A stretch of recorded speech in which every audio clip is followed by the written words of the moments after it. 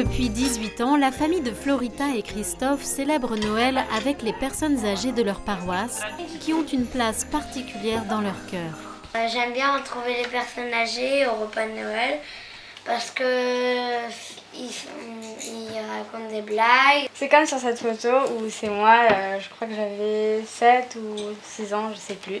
Mais c'était le moment de la distribution des cadeaux. Il y avait des lutins et moi je faisais partie à un lutin et on donnait les cadeaux aux personnes âgées.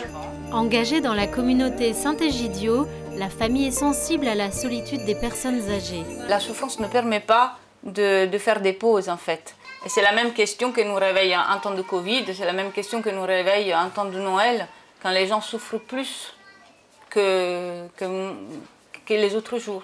Voilà. Vraiment, Noël, c'est une fête où on peut souffrir beaucoup.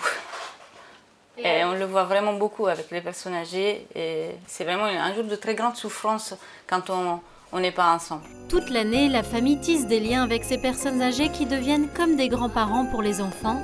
Et Noël est un moment spécial. Au quotidien, on ne les oublie pas. Mais à Noël, ça va être l'attention d'imaginer un beau cadeau personnalisé pour chacun, comprendre ce dont ils auront besoin, comprendre ce qui leur ferait le plus plaisir. Ce lien aux personnes âgées, la famille le nourrit particulièrement à Noël, mais aussi tous les samedis de l'année en rendant visite à des personnes seules. Maintenant qu'elles sont assez grandes, Daniela et Mathilde vivent ces rencontres entre jeunes. Et aujourd'hui, elles rejoignent Hugo, un autre bénévole. Alors on va voir Christine, là, comme tous les samedis. Et ben voilà. On va lui rendre visite et manger le petit goûter. Christine, hein, c'est toujours un peu la fête chez elle parce que vous allez voir, hein, elle est très accueillante, très souriante. C'est un peu comme nos grands-mères, donc ça fait vraiment plaisir de les voir et on est vraiment très content de faire ce service-là chaque samedi. Ouais.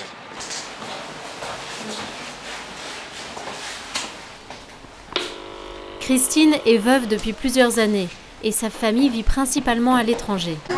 Ça fait longtemps! Oui, ça fait longtemps, oui. Entrez. Merci. Bonjour Christine! Bonjour. Comment ça va? Oui, ça va. Entrez. Hier. Je vous fais un petit café. Parfait. Je vais t'aider, on va faire ça ensemble. Dès le départ, elle a été très gentille, elle nous a accueillis comme si on était ses petits-enfants. Et elle fait même des trucs sans gluten pour moi, donc elle pense à moi. Trinquons. Elle attend la visite de ces jeunes, surtout en cette période de confinement. Ça me redonne la vie. Quand je les vois vivre, ça me redonne la vie. Que ça doit avancer. Et dans mes prières, je pense à eux. En plus, comme il y a Noël qui approche, là peut-être t'es rassuré, comme on sera là. Oui. Et puis s'il y a personne, tu sais qu'on est là, quoi. Oui. On peut débarquer. Oh non, oui, là, ça me console beaucoup que je suis très privilégié, quoi. Je ne sais pas comment vous remercier. Mais tu nous remercies, C'est déjà t'inquiète beaucoup. pas. Je crois que nous avons un devoir de solidarité mutuelle, intergénérationnelle, j'allais dire. Mais en même temps, il faut donner un sens à ce devoir. Je ne vais pas aller voir mes grands-parents, mes arrière-grands-parents parce qu'ils sont vieux. Comme disent des adolescents que j'ai à la paroisse, « Ah, je suis de corvée de grand-mère ». Non, c'est pas ça du tout.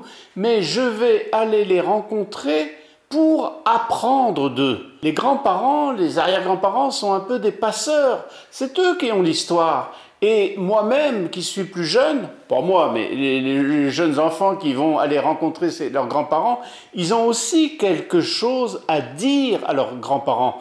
Leur montrer.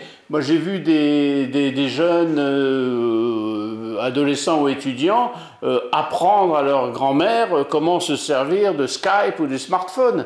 Mais c'est génial, c'est un échange. Et je crois que c'est très important, car ça manifeste qu'il y a une transmission qui se fait. Et c'est ça le souci de la personne. On ne va pas la voir parce qu'elle est âgée, parce qu'elle est impotente, etc. On va la voir pour recevoir d'elle sa vie, son histoire. Et c'est une manière de lui faire comprendre qu'elle est toujours vivante, qu'on a besoin d'elle, et du coup qu'elle fait vraiment partie de la famille, ou du cercle élargi des amis, des proches, des gens qu'on rencontre. Et ça, c'est évidemment essentiels. Dans la Bible, on a l'exemple de la vieille Élisabeth, du vieillard Siméon. Eh bien, j'allais dire, ils retrouvent une nouvelle jeunesse parce qu'ils sont insérés dans l'histoire sainte. Et d'une certaine manière, c'est ce que nous pouvons concrètement vivre, et j'allais dire facilement vivre, pendant cette période d'échange de vœux et de joie partagée.